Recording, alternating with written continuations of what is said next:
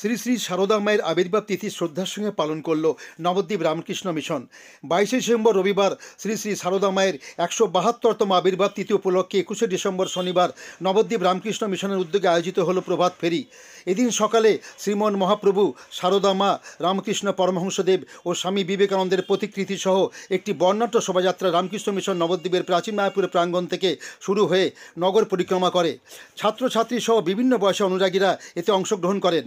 সারদা মায়ের আবির্ভাব তিথি উপলক্ষে এদিন থেকে শুরু হলো শীতবস্ত্র হিসেবে কম্বল ও জ্যাকেট বিতরণ।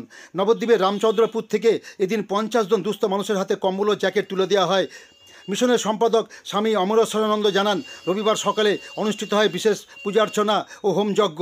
পরবর্তী সময়ে সারদা মায়ের উপর আলোচনা ও সন্ধ্যায় গীতি আলোক অনুষ্ঠিত হবে।